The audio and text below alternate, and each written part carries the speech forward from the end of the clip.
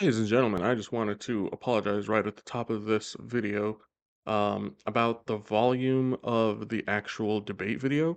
Um, I just turned the volume knob too low on that, but I think it's still relatively hearable unless, like, you're in a car with the windows down or something. So you guys are just gonna have to struggle through it, the 10 of you that are gonna see this video. Um, but without further ado, I mean, I present to you my thoughts on this. All right, back with another one because the idiocy never stops. This one is the Dave Smith versus Josh Hammer debate. They titled it The Debate on Israel, hosted by Daddy himself, Charlie Kirk. So let's jump right into it. Earlier. The three big things we want to cover. We want to cover the 12-day war between Israel and Iran. What do we think of that? Good, bad? How did Trump handle it? Number two, we want to talk about the appeared, the fake, or the real amount of Israeli influence in American politics, from AIPAC to how congressmen are involved, and kind of have our discussion debate. And then finally, it's one thing to be against stuff, everybody. You can always, I don't like this, I don't like that. I want both of these men to present what their solution is, their proposition of what they are proposing. So with that, though, Dave, I thought it would be helpful. This is your first Turning Point event. Some people aren't familiar with your work. Introduce yourself, make an introductory statement, and the floor is yours, my friend.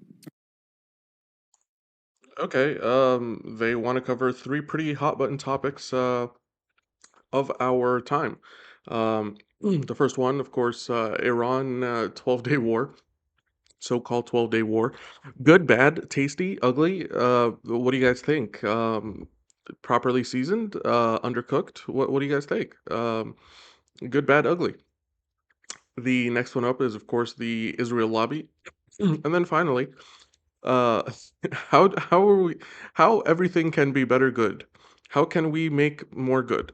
So, let's hear it for these guys. Let's listen to what they have to say. Look, I would say I think that American foreign policy for my entire life has been insane and like criminally insane. We've launched war after war. We've talked about peace through strength the whole time, but all we've gotten is permanent militarism and forever wars against countries that pose no threat to us. And a huge part of the reason why we've embarked on this is because the neoconservatives hijacked our foreign policy and they were in power after 9/11. And the neoconservatives, as everybody who's followed it knows, were joined at the hip with the Likud party. That's just a fact. They all admit it in their own words. And you can go back and you can read the Clean Break memo. You can read the companion piece, Coping with Crumbling States. This was written by David Wormser and Richard Pearl. And they laid out their plan. Now, their plan was that to help Israel, the clean break is a break from the peace process, a break from Oslo, which was designed to give the Palestinians their own state. And these neoconservative geniuses decided that instead of the Israelis making peace with the Palestinians, they could just have the U.S. overthrow all of the surrounding governments that were giving Israel a hard time. And this is where four-star General Wesley Clark says that he saw the plans right after 9/11 to overthrow 7 countries in the next 5 years. And what was the Okay. He's kind of going down the rabbit hole of, like what it has looked like to espouse these various, very interventionalist, very warmongering, foreign policy strategies, um, and actions. But something interesting that kind of stood out to me, stuck out to me, um, about the way that he is framing this neocon policy of forever wars isn't so much to analyze the morality or the legality or the productiveness or the justification for any of these wars, but rather he frames it as, well, this is just something that has been unsuccessful. So, in my mind, it kind of makes the suggestion that, if America had supported Saddam Hussein in his invasion of Iran and it was successful, or if they kind of double crossed Saddam into, sure, invade Kuwait, oh, nope, actually change our mind, can't do that, attacked him and decimated Iraq, if they were successful in controlling Afghanistan after arming and supporting the Taliban in their overthrow of the Soviet Union, if they had installed an American puppet dictator successfully in Iraq after the overthrow of Saddam in like 2005, if it had been successful, their incursions into Libya and their airstrikes of that, if all of those illegal, criminal, violent, aggressive, murderous campaigns were successful, even in their stated goals, then they would be justifiable. There's no kind of internalization and moral analysis of whether America even, I mean, if they ever even had the right to act in these ways. And I think that that's actually more important than the analysis of whether or not they were successful in their stated aims. Of course, this is completely agnostic of the fact that all of the stated aims were complete bogus and they were fabrications, lies, peddled upon us by the neocons, the military industrial complex, and the Zionist lobby, in whichever order you want to place those in terms of importance and priority and influence. I would probably say most influential would be the Zionist lobby and the military industrial complex. And then, kind of as their bitches, the neocons kind of um, put wind into those people's sails. So, of course, Dave Smith's analysis of this isn't really an analysis of justification or morality or legality. It's purely just, well, we tried and we failed. And if we had been successful, maybe we'd be having a different story. I don't think that that's right. Whether it was successful or failed, the actions that American policy have undertaken, probably for the last 80 years, are on the whole completely criminal and terroristic. So I think that's an important distinction to make.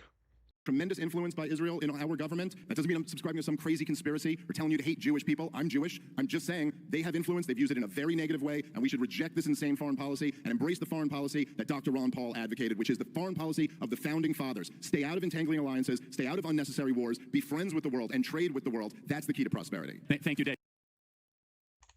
Okay, salient point. And I think um, he tackled all three issues pretty succinctly and well in his um, opening statement or whatever you want to call it. It's undeniable that the Zionist lobby pours hundreds of millions, if not billions of dollars into lobbying our government. It definitely has influenced a lot of the foreign policy and probably domestic policy as well that has inarguably hurt this country. Um, it has made this country deeply unpopular throughout the global West or the global South, um, and most of the global East. Um, and yeah, I mean, we can just leave it at that. And of course, these have all had negative influences and impacts on the American economy, the American state of finances, the American state of affairs, the electoral body that has become so disenfranchised with um, what is actually going to serve the nation versus what is going to serve private interests.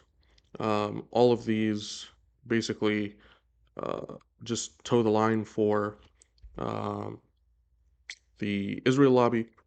And yeah, I mean, I completely agree with him that it would probably be much more beneficial to America to just get along with the rest of the countries, with the rest of the globe, rather than antagonize them, bomb them to shit, install military bases around the world, prop up dictatorial regimes that are extremely corrupt and extremely aggressive and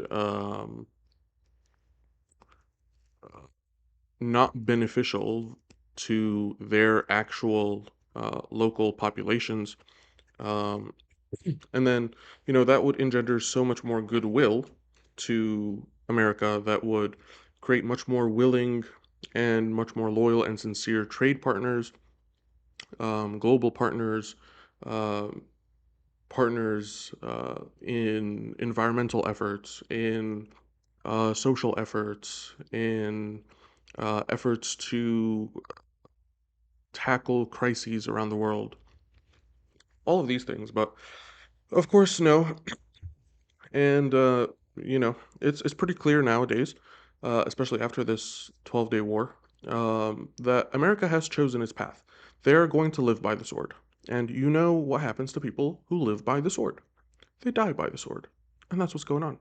So pretty salient from Dave. I'm very interested because I don't know who this Josh Hammer guy is.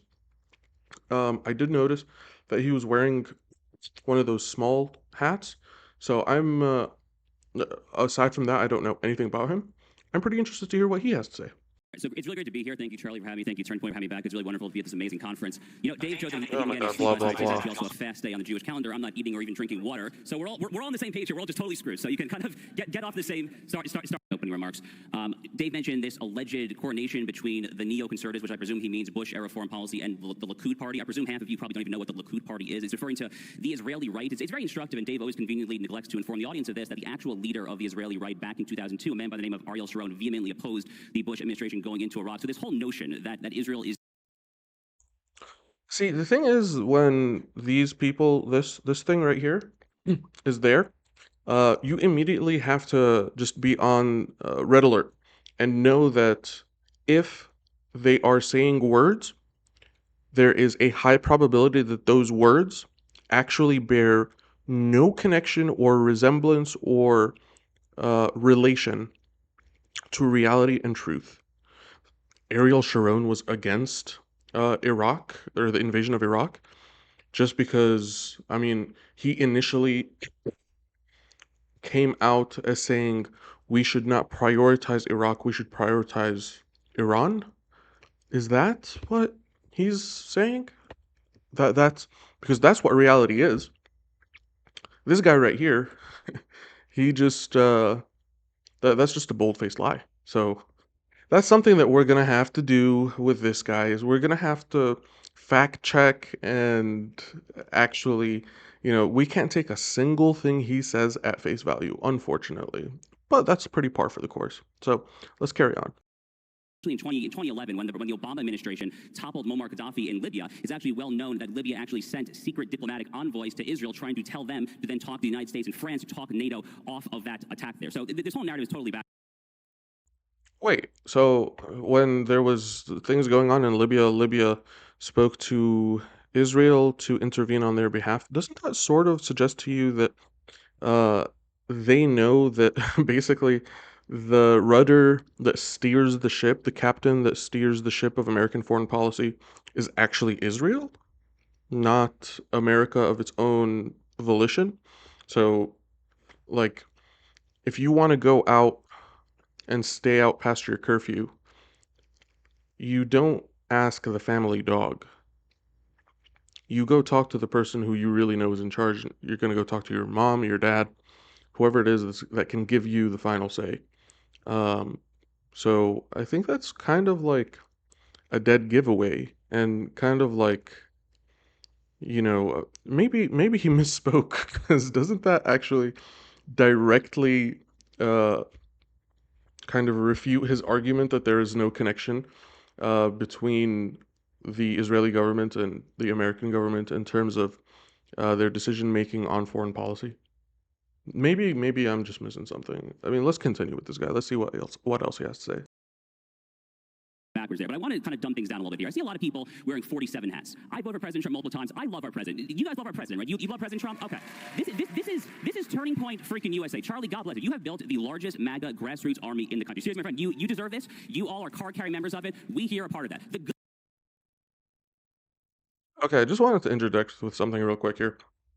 With most of these videos, like I've been wanting to make videos dissecting and analyzing these current event kind of things and the public discussion for a very long time, but I've always been hindered in getting into them because I felt that I needed to do so much background research, so much citing of sources, so much due diligence to try and prepare for these to put together a coherent and cogent argument. But I've decided to go completely 180 in starting this channel because I feel like every time I consume content like this, my brain is already firing at a million miles an hour and just being like, but what about this fact? What about this fact that we all know? What about this context? What about this law? What about you know this event that happened just a few months before it that completely invalidates or disqualifies your thesis? Like I'm just constantly being like, okay, everything that I'm hearing is bullshit, and I mentally have um, the receipts. So a lot of these uh, videos, pretty much all the videos that I watch and react to, I am watching for the very first time and just reacting live and giving you like my immediate thought process on it. Uh, and I have been, you know, pretty consistent in how I analyze these people and these things and their talking points because of the fact that it's just regurgitated over and over and over again. They never come with something new.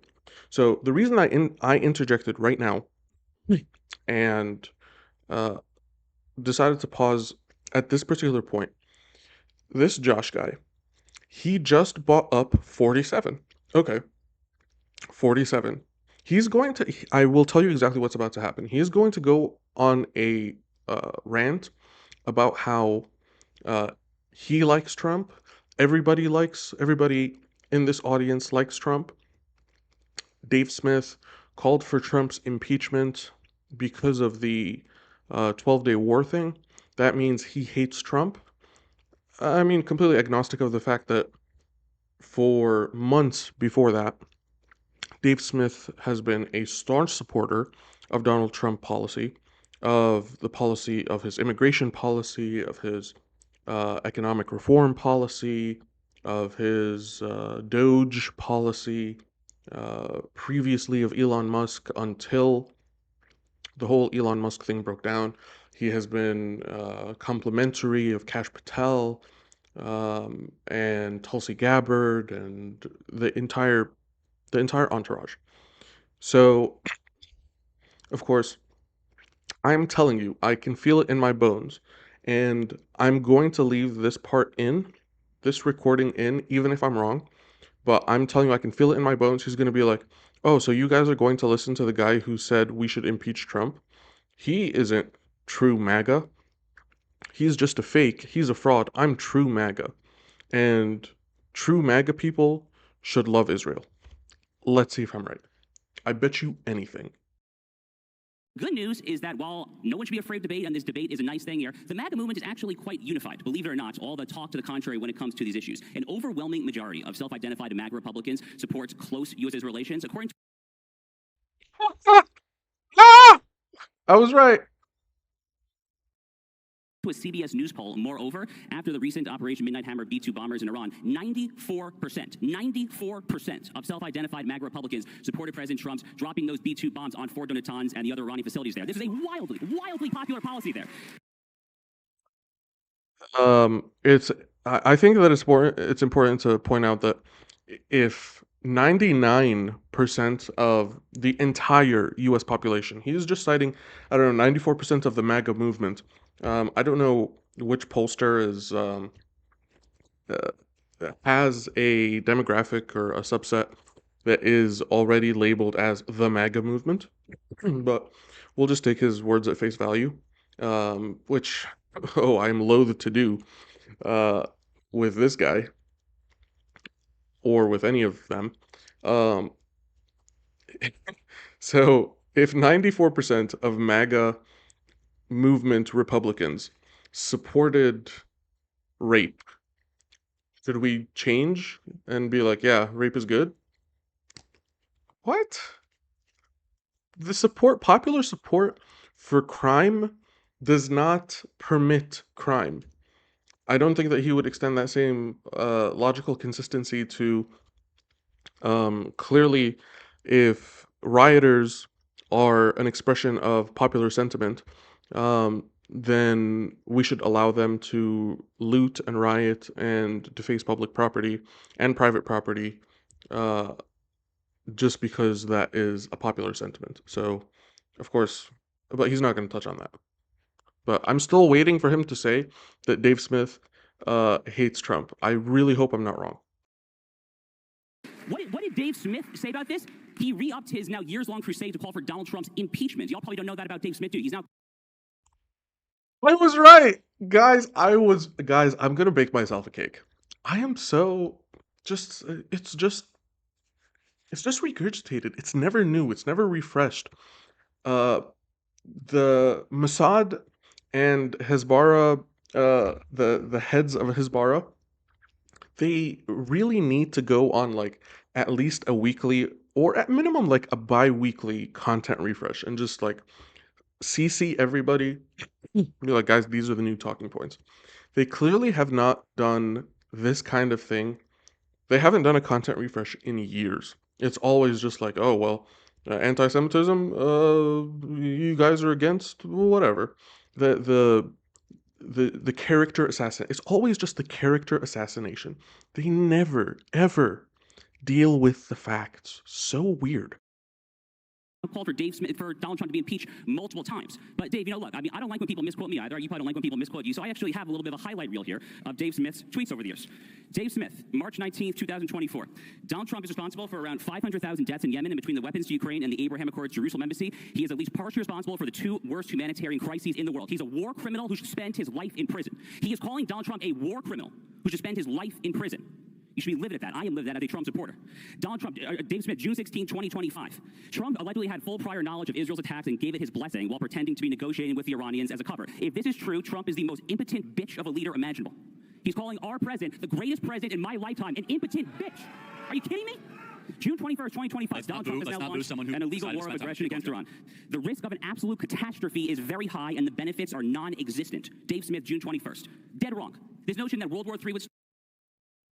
Again, like he brings up the bombing in Yemen, the Ukraine war, blah blah blah blah blah.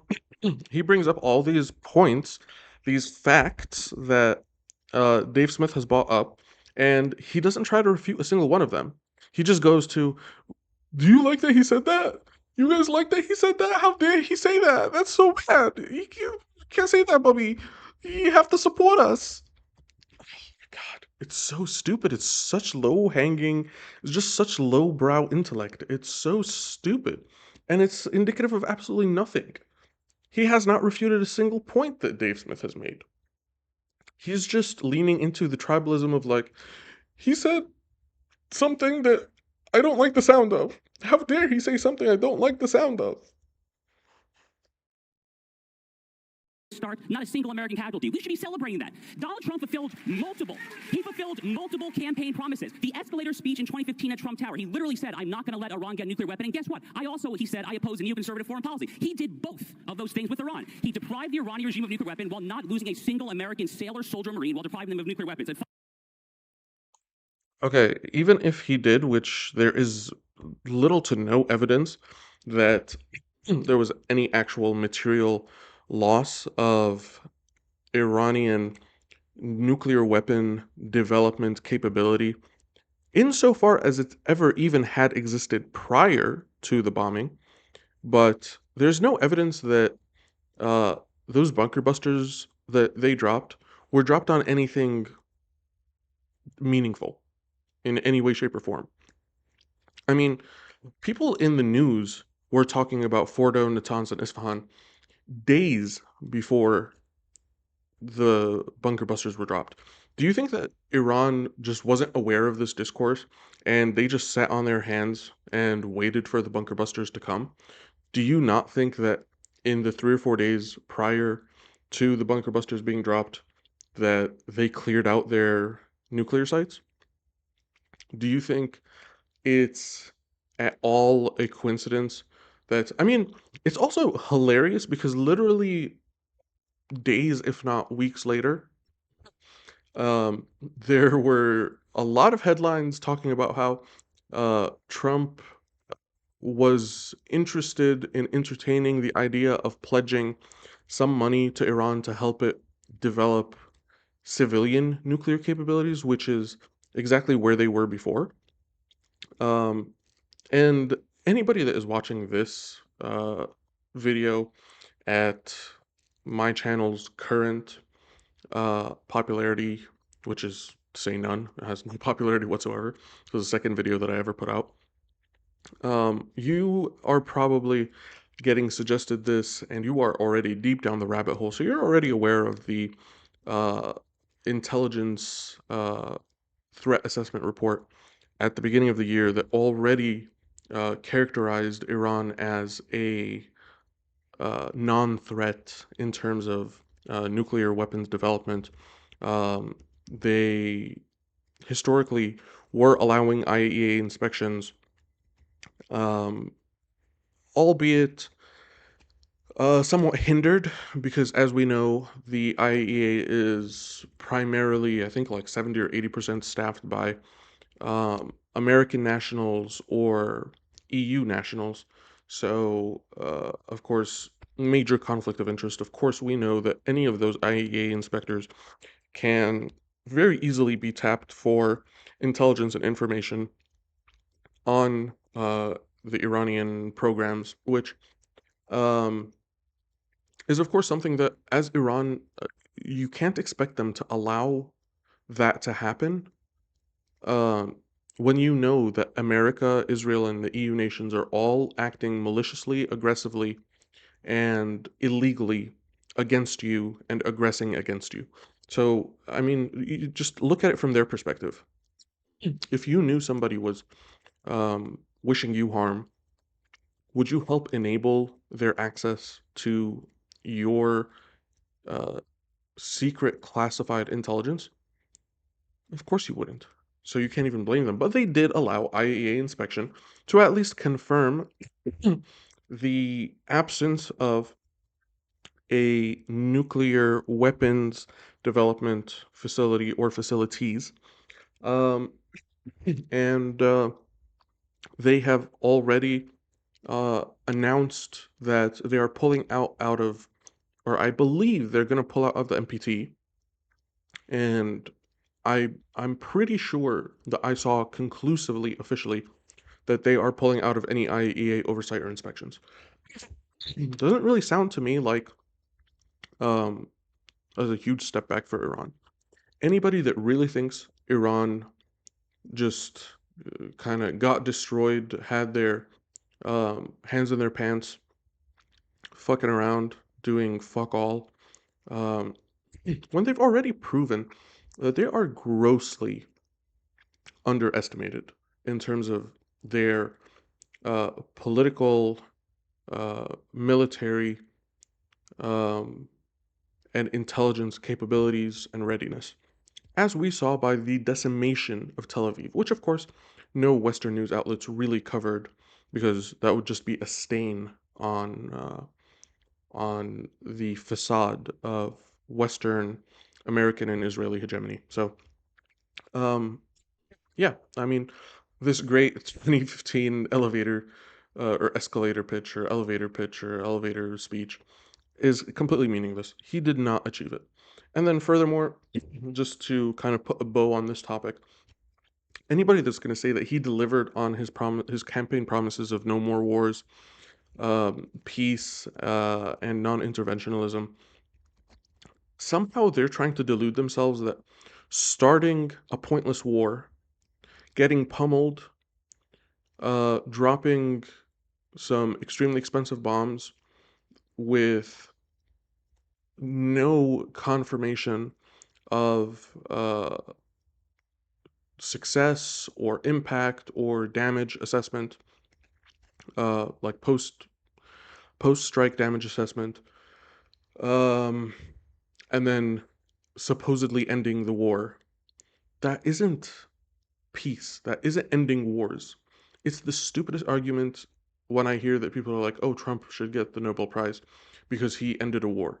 He started a stupid war, or he was goaded into starting a stupid war. He got bitch slapped into towing the Netanyahu line, um, had to save face, and the entire, Iran situation is in complete shambles now. And there is no reputational integrity, there's no trust, there is no good faith assumption that any negotiator is ever going to take in negotiating future peace deals, future NPTs, and future nuclear state of affairs negotiations with America. So, I mean, it sounds like fail after fail after fail. He did not deliver on a single campaign promise. You guys are just deluding yourselves. Anyways, let's carry on. Finally, Charlie, I'll end on this. Dave Smith, July 8, 2025. In the last month, Donald Trump has launched a war of aggression on behalf of a foreign government, exploded the debt, announced that he's continuing the Biden policy of arming Ukraine, and cover up a giant child rape operation. So according to my interlocutor, Donald Trump is not just engaging in wars on behalf of foreign governments, he is also covering up the world's giant pedophilic child sex trafficking ring, allegedly, I presume, on behalf of a foreign government as well. So I'm disgusted, frankly, that this man is on stage, but I'll end it at that. Okay, well, got it. So you can see peace is hard.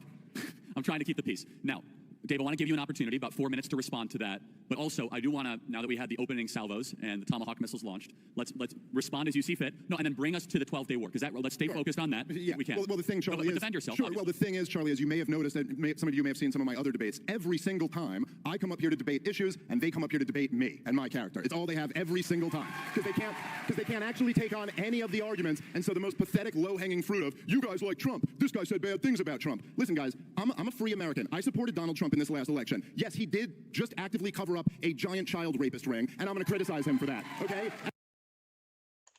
Well, I foresaw it, but Dave Smith is reacting to it, and yeah, I mean, the same points that I brought up. It's just character assassination. It's just stupid. He doesn't like my side. How can you be on his side? Kind of shit. So, it is what it is. Okay, let's carry on.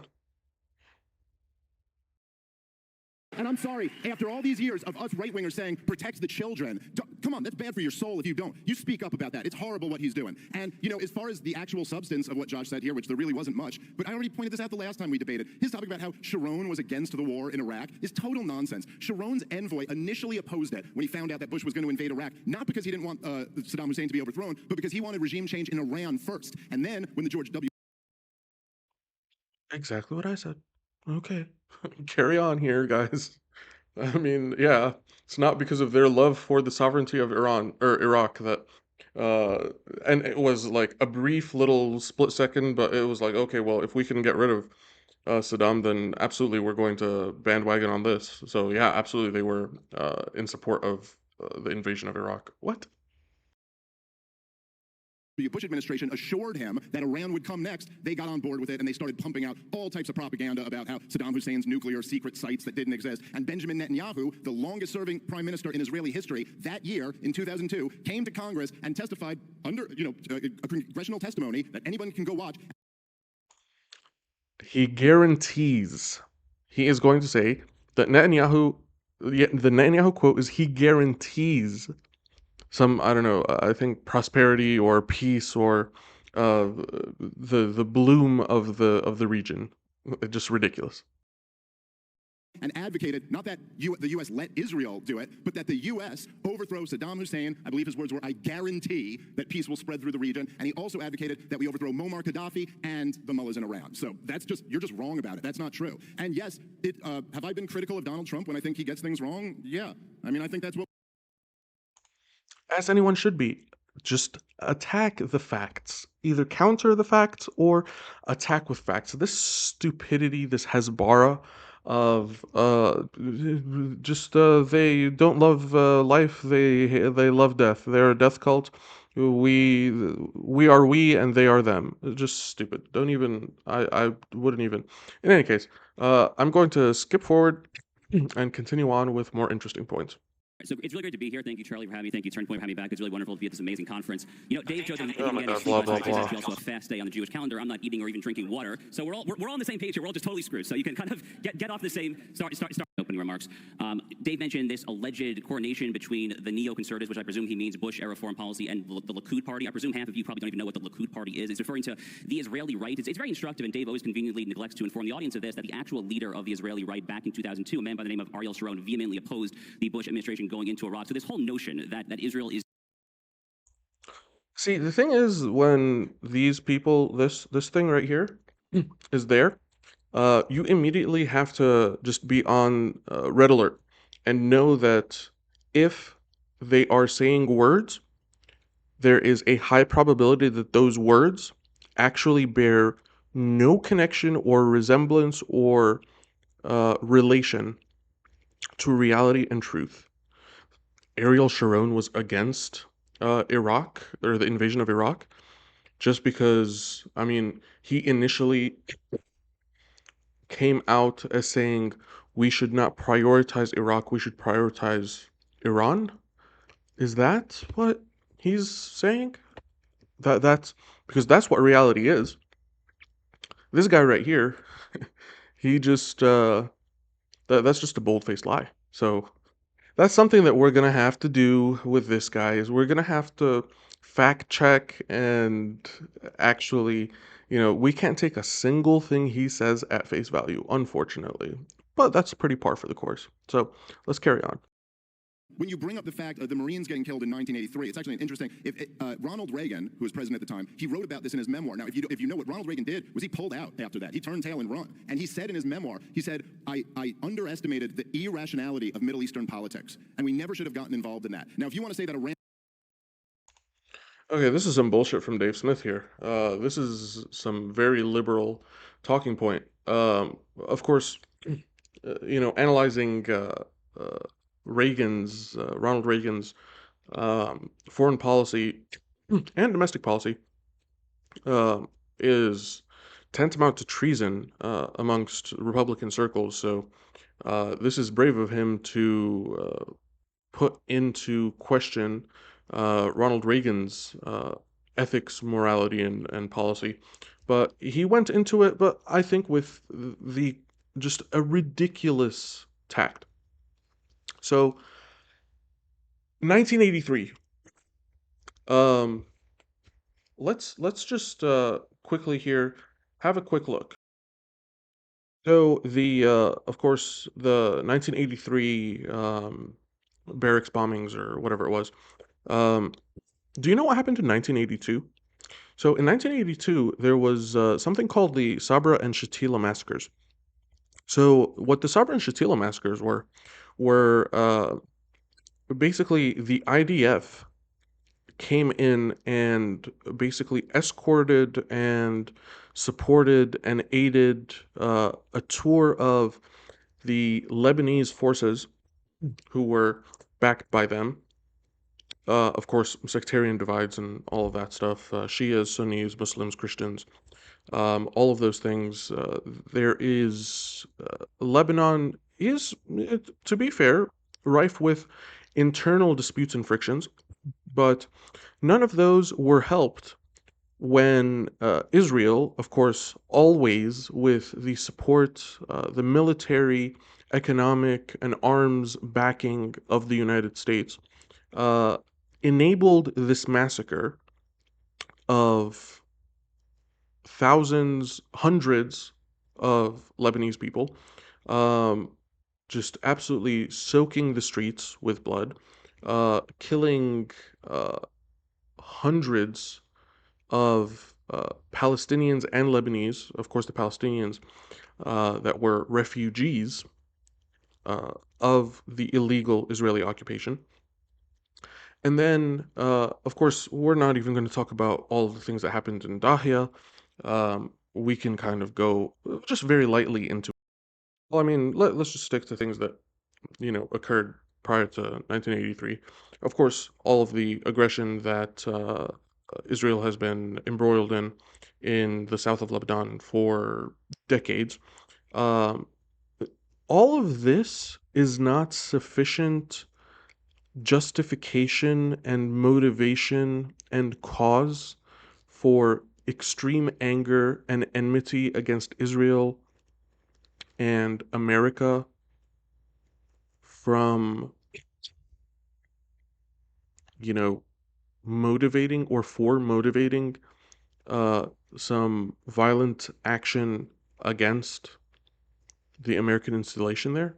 Is that so irrational? Is that the irrationality of Arab politics?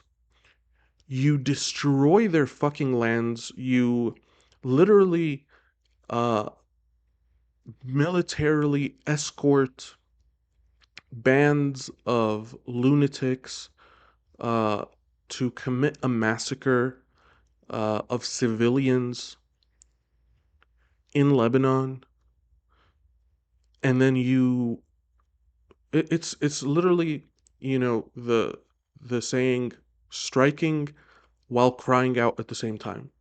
They strike and then they cry out victim.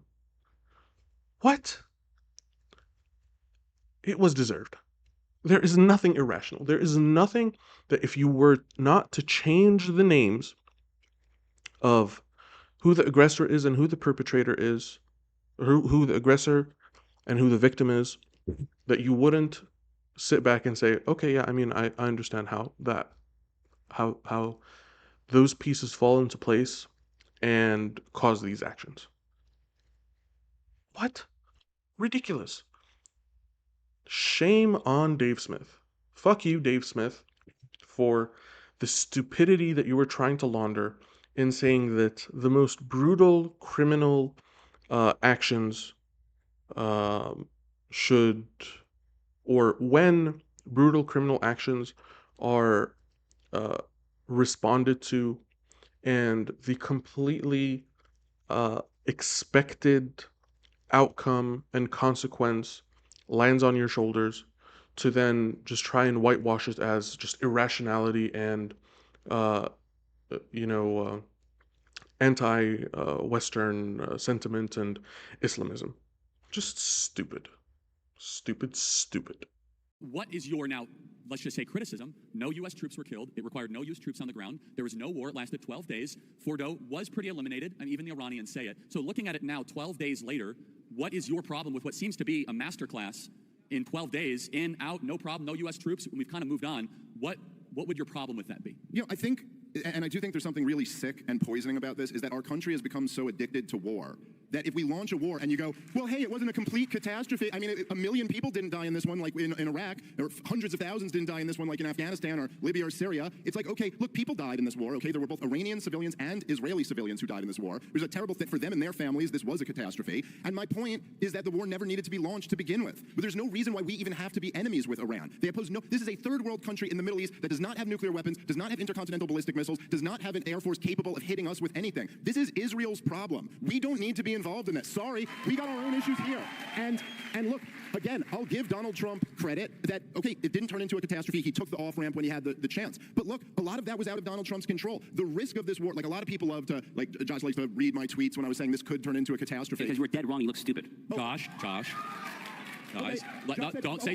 No. Let's de-escalate the stupid. No, actually, what Josh is saying is the lowest IQ argument that anyone can make. I was warning that there's a risk of a catastrophe, and he's saying you're stupid because there wasn't a catastrophe. This is on the level of playing Russian roulette, and if the bullet doesn't go off, you go, see, dummy, you were warning that could go bad. That doesn't prove anything. Listen. I mean, on their face, it looks like good arguments, but at the same time, again, the most important talking point in analyzing whether or not this is good foreign policy is to evaluate it through the lens of international legal code and international law. Does America have the legal right to transgress against Iranian sovereign territory? I mean, it doesn't even matter what's on the territory. If it's on Iranian territory, it is Iranian sovereign ownership. America does not have any right to dictate upon it. So, isn't that the basic argument? Doesn't matter if one civilian was killed or a million civilians were killed. That is not the spectrum on which success or failure should be adjudicated. It should be on the very basic black and white of the law. And I'm not, a international law stan. Yeah, the international law also gives some kind of legal legitimacy to Israel. Legal law, or the international legal law, uh, is very flawed. But you don't have to throw the baby out with the bathwater. I can attack what it is deficient in and what it adequately protects. And at least the very premises on which, or the very premise on which um, international law should be built is individual countries' sovereign rights. And I would argue more so the sovereign rights of individuals to the resources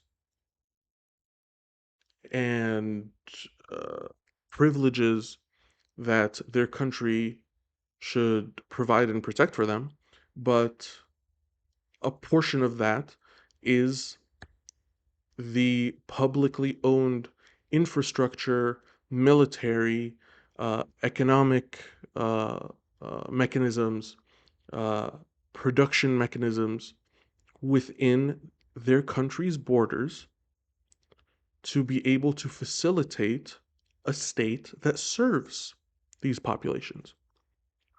So, if it's within Iranian borders, neither Israel nor America have any legal or moral right to attempt to dictate or manipulate.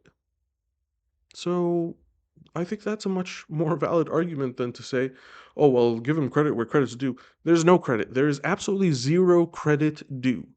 He gave them uh, this entire thing. I mean, this is a not often cited occurrence or sequence of events, even in these deep dives, that everything that preceded this 12-day war was 100% American and Israeli aggression.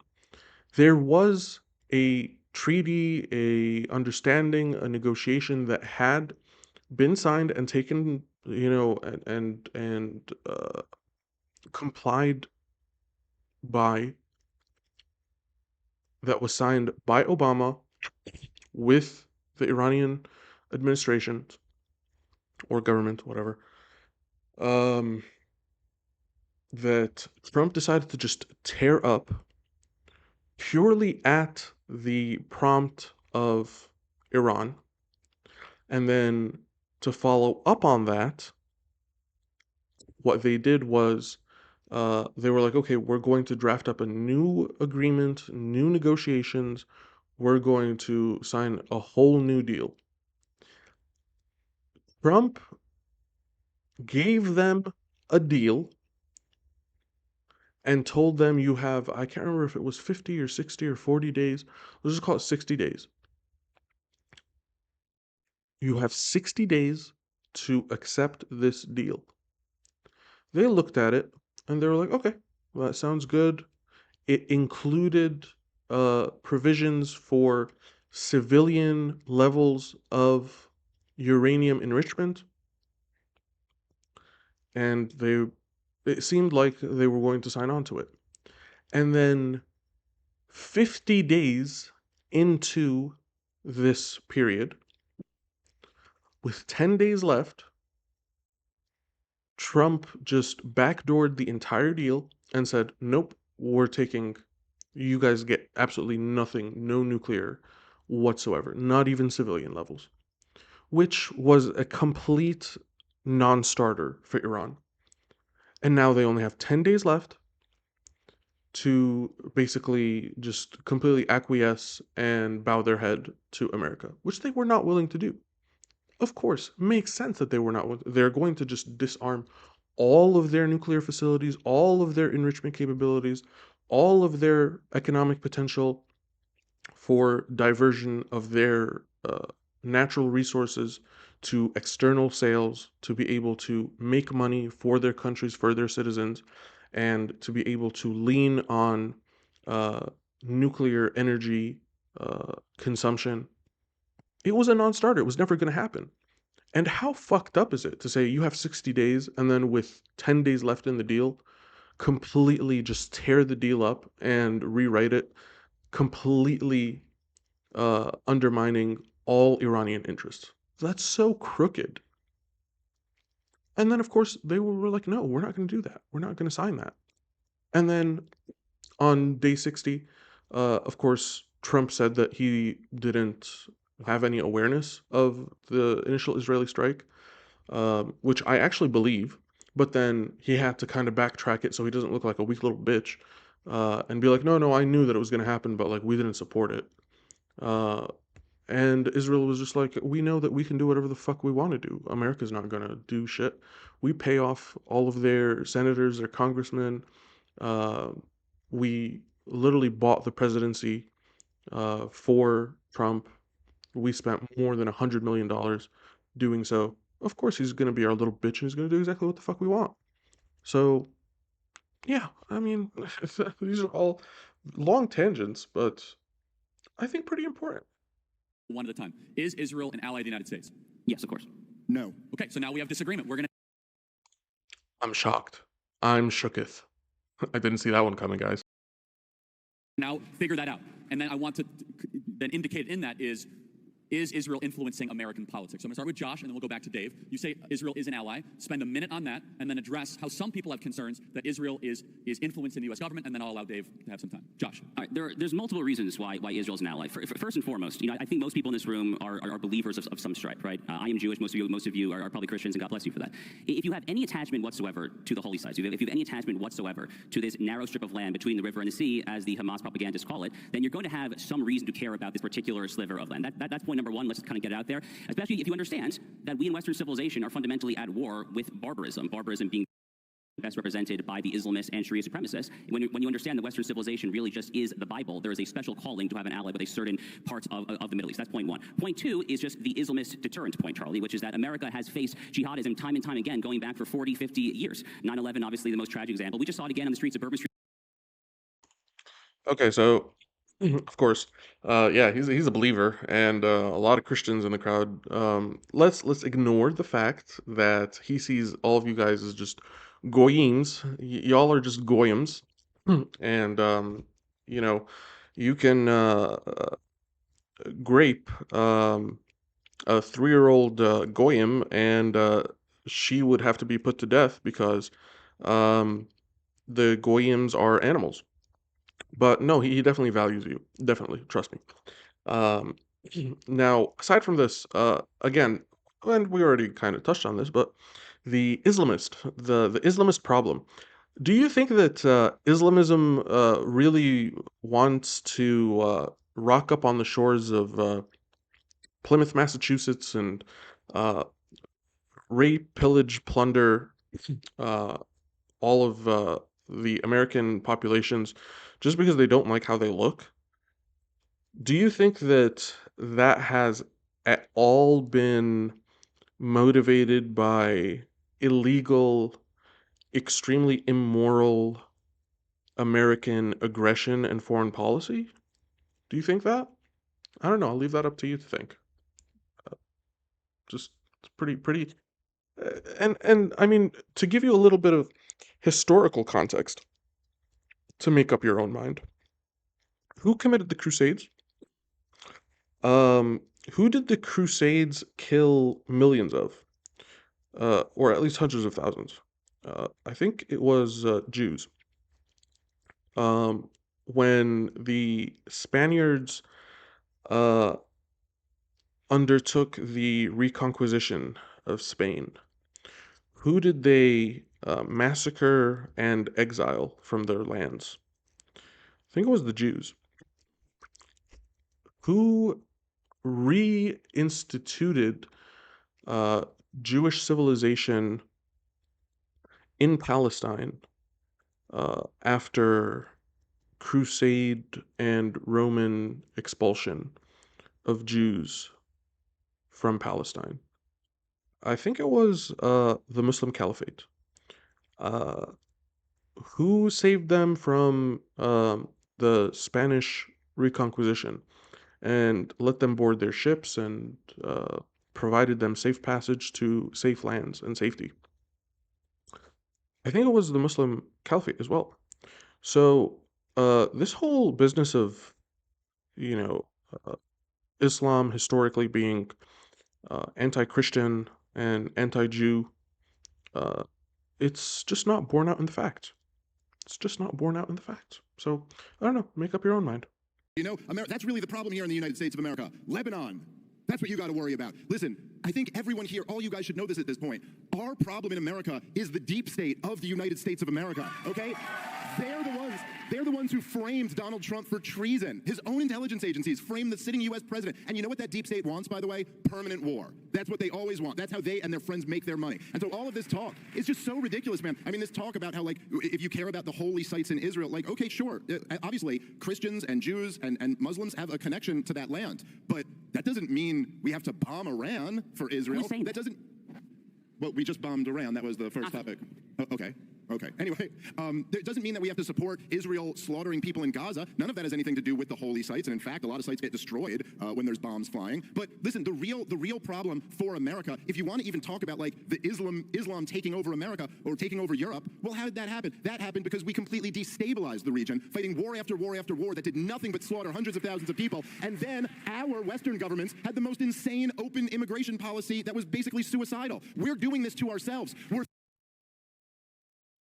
Okay, I don't necessarily agree with his stance on immigration. And I mean, throughout this video, you've seen that I have gone back and forth. Agree with Dave Smith, disagree with Dave Smith. Tell him, say, excellent, good point. And on the other side, I literally was just like, fuck you, Dave Smith, a couple minutes ago. So I really don't care who it is that's making these points. If the point is good, I accept it. If the point is bad, I reject it. I think that everybody should operate that way. But in any case, let's talk about this whole business of like, oh, well, you know, the big boogeyman is Lebanon, or the big boogeyman is Iran, or the big boogeyman is Saddam Hussein, the Taliban, Al Qaeda, whatever. If you believe this whole business of 9/11 was Al Qaeda, I've got a bridge to sell you. You're just close this video and go watch, I don't know, Ethan Klein or something. This is just this we're not gonna speak the same language.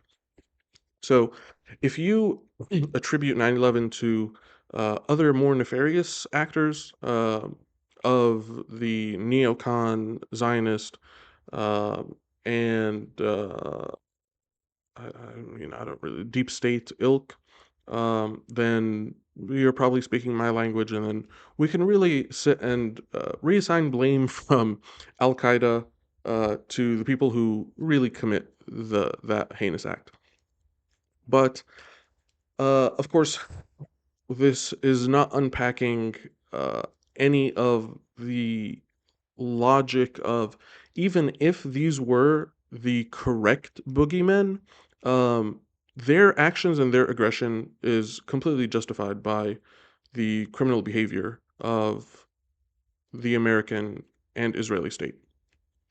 Now, um, aside from that, I think it's a decent point to, it's maybe an effective uh, initial or intro that you can segue it into who are the real criminals. The real criminals are, of course, the military industrial complex, the deep state, the billionaires who just make money off of outrageous military contracts, arms manufacturers, weapons manufacturers, Lockheed Martin and Boeing and McDonnell Douglas and IBM and Google, and all of these massive corporations that are headed by some of the most outrageously rich in the entire world.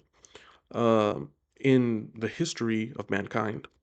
And they're just trying to sell you the spiel that, oh, it's those brown people. And it's always those brown people, whether it's on immigration or whether it's on the labor market, whether it's on wages, whether it's on the opioid epidemic, whether it's on crime, whether it's on civil issues, all of these things. It's always just being scapegoated that it's that brown person over there. It's never the Bush family. It's never George Soros. It's never the Clintons. Epstein has nothing, and the Epstein list and all of those clients who never existed. Of course, none of those are the issues. The real issues is the fact that they just don't like us because we're the West. Kind of ridiculous and very stupid. And also, it's never like I don't understand why the American population doesn't really look at this and be like, this is like a tiny. If I were to literally tell you that, like, I used this reference before, Boko Haram. These are people in beat down Toyota pickup trucks with 50-year-old artillery, limited arms supplies, uh, terrible military organization, um, and so little efficacy in actually fighting against militaries like the US and Israel and its entire foreign apparatus. Doesn't that just like sound an alarm bell that like that doesn't really sound right? Like if I told you that a barista at Starbucks, which of course I never go to Starbucks because fuck Starbucks BDS. But if I told you that a barista at Starbucks was getting into the ring with Khabib Nurmagomedov and she could really put a pounding on him and we're really concerned about this, would you even pay any attention to that? Would you? It's farcical. It's ridiculous. Do none of these questions get asked in the internal discourse, the cognitive processing of the American population? I don't understand. Okay, so I fast forwarded a bit ahead, um, and I think that this is the final point that I want to analyze. This video is going to go way long already, and honestly, we're only halfway through this entire debate. But I think that it's just kind of rehashing the same points, and I think they do a Q&A afterwards, and I think this is the biggest one. Let's listen. I want you to make the case because I don't want to have you be able to get past this. You say Israel is not an ally. That is not an opinion that people hear a lot.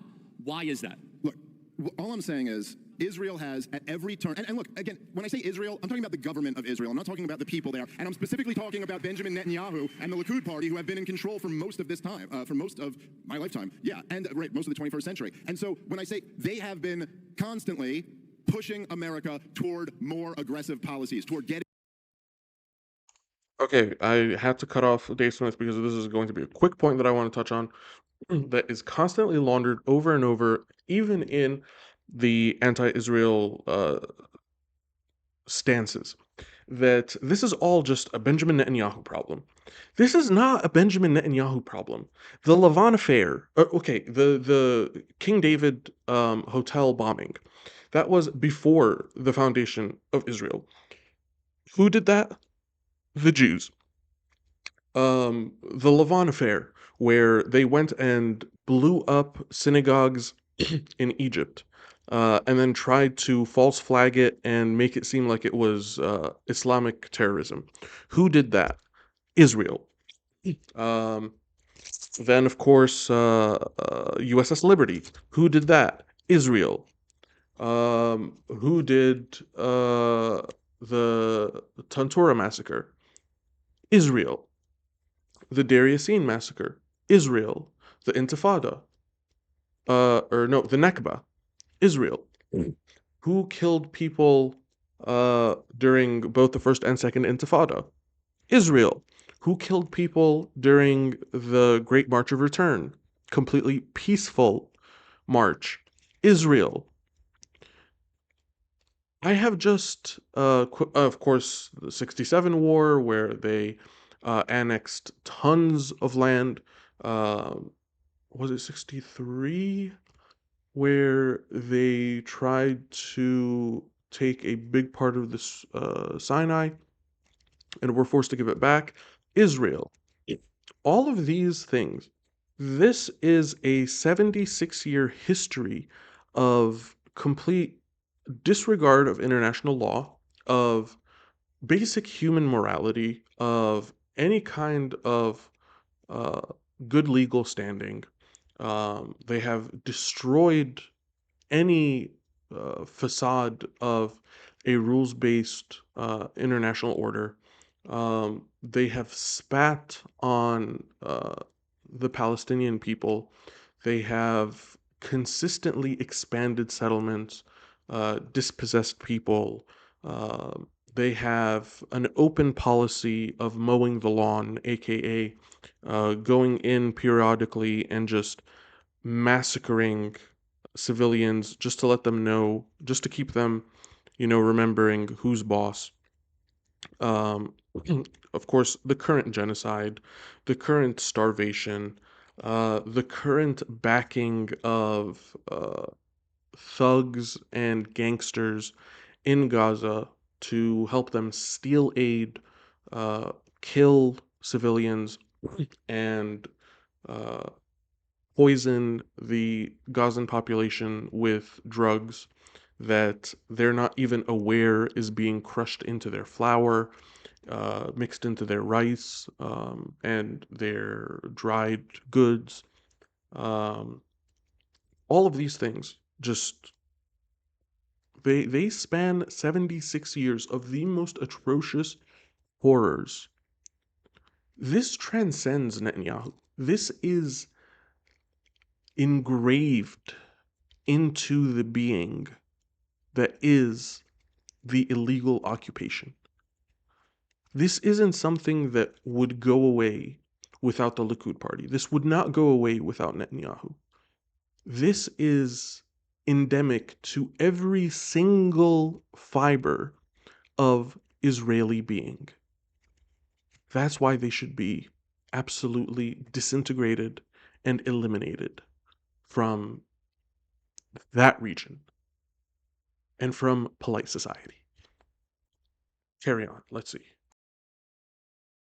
Getting in more fights. And just like I always say, if you went out to the bar every single night with your friend, and every night your friend's trying to convince you to get into a fight, and while you're beating a lot of people up, you're also taking a lot of wounds, and you're going to jail, and you're getting in trouble, you got to stop hanging out with that friend. And so I think that my position, I don't believe in wars of aggression and wars of choice. I don't believe in sanctions. I don't believe that we should be friends with Israel. We should trade with Israel and have a good relationship with them. But you know what? I also don't believe in welfare, and they shouldn't get another dime of U.S. taxpayer money, and they should not. So, hold on. Their lobby should register as a foreign that's a good segue. Finish and up. they should stop blackmailing our politics. Got it. So, back to Josh. Back to Josh. I won't expand on more points that are going to reinforce his perspective of them being not an ally, uh, a foe to the American people and the American government and American interests. But what I am going to do is just kind of underscore and underline specific acts that they've done uh, to undermine America. They steal American intelligence. They steal American aid, and they have a very specific aid payout scheme that allows them upfront payments, which basically allows interest to compound on that aid payment at a rate that actually inflates the overall aid volume significantly, that is not given to any other uh, country or foreign aid recipient. And people only look at Israeli foreign aid. You also need to throw in there Jordanian foreign aid and Egyptian foreign aid. Why throw those two in? Because those two countries have puppet dictators installed that need to have their pockets greased very heavily to be able to counteract and quell their population's uh, desires and motivations um, to achieve justice for the Palestinian people. All of those are the popular sentiments in Jordan and Egypt. So you need to install dictators to protect Israeli borders, to protect Israeli hegemony, to quell any popular uprising that would threaten Israeli hegemony in the region. So if you're counting dollars, you also have to count how many dollars of aid and also of armament that is sent to Israel and then Egypt and then Jordan. The dictators that are in Egypt and in Jordan are not representative of their constituents, of their populations, of their demographics. They are not democratically elected. In fact, um, in Egypt's particular case, the democratically elected president was overthrown in a military coup supported by Obama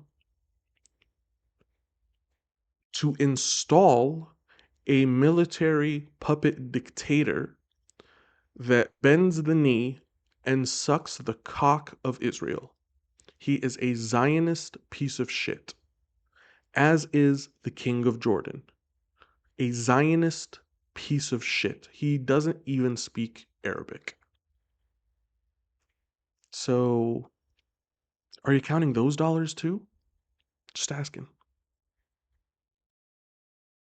Josh, Dave had some uninterrupted time there. Let's now address that because, again, there's a text chain. I have all the text to prove it. Everyone knew where this debate was going, right, Dave? There's been no surprises. Josh, you knew that there's some concerns, and Dave mentioned it, such as, I think you're saying AIPAC. Is that correct? Well, the broader Israel lobby, but that's certainly part of it. Can you address this, Josh? Yeah. Because this is a question people are confused about.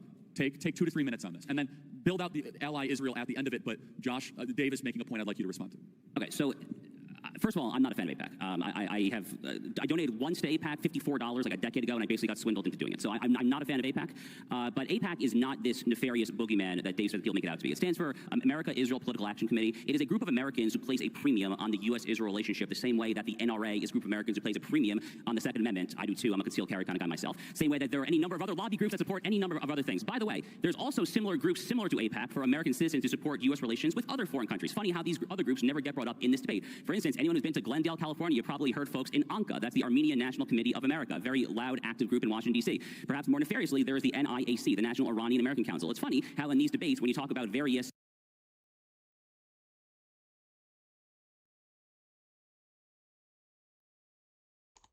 And oops, I had my mic off, so there's a nice little bit of silence there. So I'm just going to wrap up on this particular point and break this down. So, okay, uh, there is something that there's something that you really need to just understand about this. So, let's just say, for example, you live in, we'll just use Minnesota, okay? Minnesota has a very large Somali population. So if there is a Somali uh, political action group, okay, what they lobby for is, let's say, improved funding for schools, for public schools in predominantly Somali um, neighborhoods and communities. They will lobby their local representatives to add Somali national holidays as part of the school system's holidays so their kids can get days off. Um, they might lobby their local representatives, since they are majority Muslim, They might lobby them to include halal food options in their cafeterias. None of them are allowed to lobby, for example, immunity, and I'm going into a stereotype, and I don't mean offense to Somalis, but none of them lobby uh, Congress or senators to provide political immunity for ship pirates that try to seize ships in Somali waters. They don't lobby Congress and Senate to send billions of dollars of F-35s and bunker buster bombs and armored personnel carriers and Humvees to Somalia. They lobby for their community's domestic interests and needs here in America. Okay? They're not lobbying on behalf of the Somali government. And in any case that they may be, they can lobby for some aid to help alleviate maybe famine or hunger or water shortages or educational support. And they have to prove and show and document in extreme painstaking rigor where that aid is being spent, and it has to align with what it has been lobbied for. If they were to lobby for arms and ammunition and uh, uh, the support of illegal settlement and border expansion, not a single one of them would be granted those. No other country is granted that support. So this is just stupid. Israel is the only country in the entire world that is allowed to spend billions of dollars in every single tier and echelon of the American government to control and manipulate and dictate who sits in offices, regardless of the will of the demographics and populations that are constituents of those seats and those representatives. That is to say, that if you live in Brooklyn, New York, okay, no, bad example, because that's, they've got tunnels. Let's just say Tampa. I think there's something going on with Tampa. Let's just say, jeez, it's getting rough for me to try and figure something out. Places that I am familiar with. Okay, Toledo, Ohio. If you are living in Toledo, Ohio, you need better water sanitation. You need better ambulances. You need better firefighting services. And lo and behold, you have a representative that is promising to deliver on all of those things. They have speeches put together, they have a plan, they have an economic package, they have um, plans for grants and proposals to the state and federal uh, governments and oversights that can provide those things. But this representative is obviously going to be extremely popularly supported by the natives of Toledo, the citizens of Toledo, Ohio. Now, I know it's a dismal place, no offense to Toledo people, but they have rights too. They should be represented for their best interest. Now, let's say that that representative exists, but he or she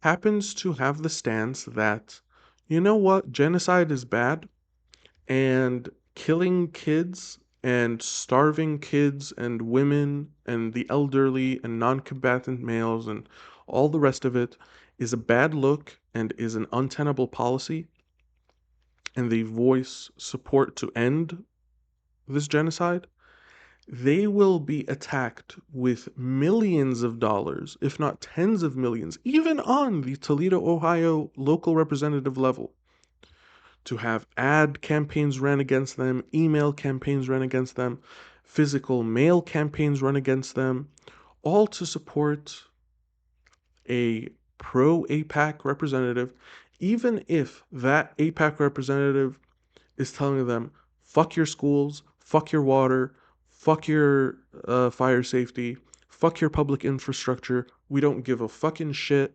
And it doesn't matter that I'm supported by absolutely nobody or even 2% of the population.